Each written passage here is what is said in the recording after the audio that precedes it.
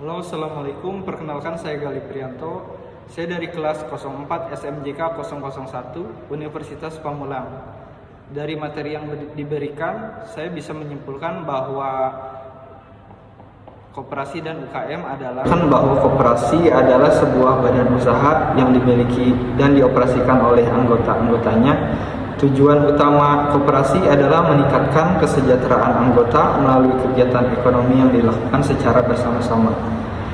Koperasi memiliki prinsip-prinsip yang harus diikuti seperti keanggotaan sukarela, pengelolaan demokratis, partisipasi ekonomi anggota, dan pembagian keuntungan yang adil. Sementara itu, UKM adalah usaha yang memiliki skala kecil atau menengah dalam hal jumlah karyawan, omset atau aset. UKM memiliki peran penting dalam perekonomian suatu negara karena dapat menciptakan lapangan kerja, mendorong inovasi, dan mendukung pertumbuhan ekonomi yang inklusif. UKM juga memiliki tantangan tersendiri seperti akses terbatas terhadap modal, teknologi, dan pasar.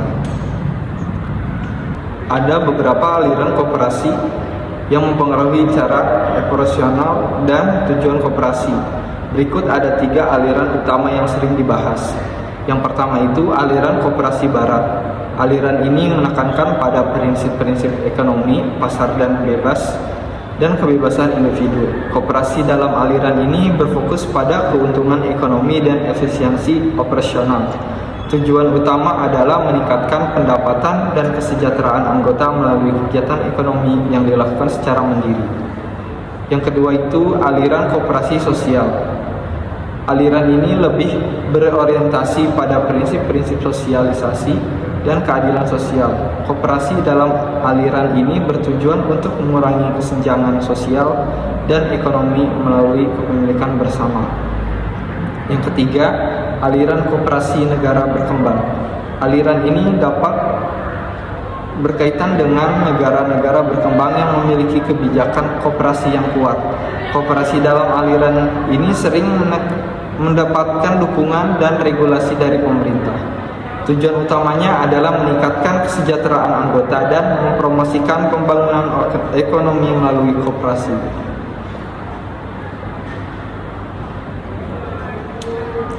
Ada juga konsep koperasi barat.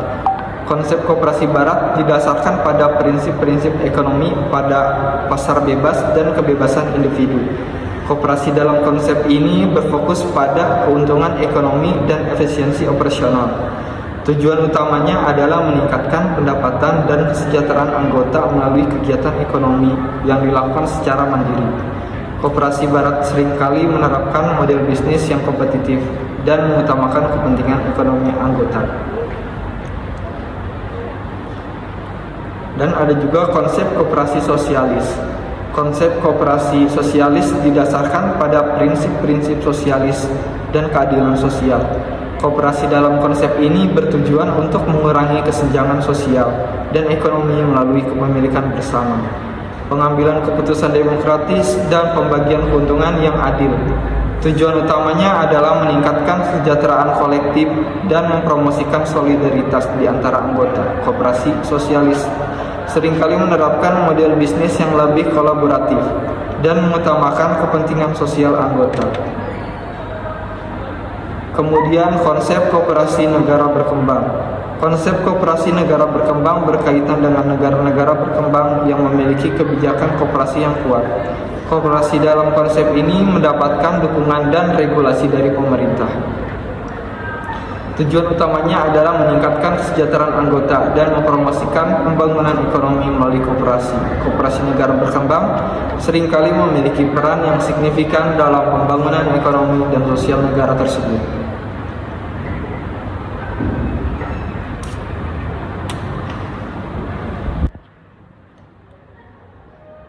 Berikut adalah beberapa landasan fundamental yang menjunjung tinggi sistem koperasi di Indonesia. Yang pertama, Undang-Undang Koperasi. Undang-Undang Koperasi Nomor 25 Tahun 1992 menjadi landasan utama yang mengatur tentang pendirian, pengelolaan, dan pembinaan koperasi di Indonesia. Undang-undang ini memberikan landasan hukum yang kuat untuk menjalankan kegiatan koperasi, termasuk prinsip-prinsip dasar, struktur organisasi, dan keanggotaan. Yang kedua, prinsip koperasi. Undang-undang koperasi mengacu pada prinsip-prinsip dasar koperasi yang diakui secara internasional, yaitu keanggotaan sukarela, pengelolaan demokratis, partisipasi ekonomi anggota, otonomi dan kemandirian, pendidikan, pelatihan, dan informasi, serta kerjasama antar koperasi. Prinsip-prinsip ini menjadi landasan moral dan etika dalam menjalankan koperasi di Indonesia.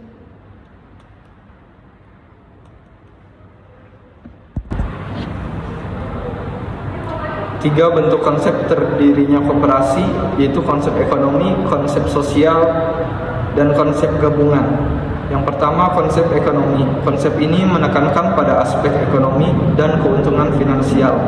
Koperasi yang berdasarkan konsep ekonomi didirikan dengan tujuan utama untuk meningkatkan pendapatan dan kesejahteraan anggota melalui kegiatan ekonomi yang dilakukan secara mandiri.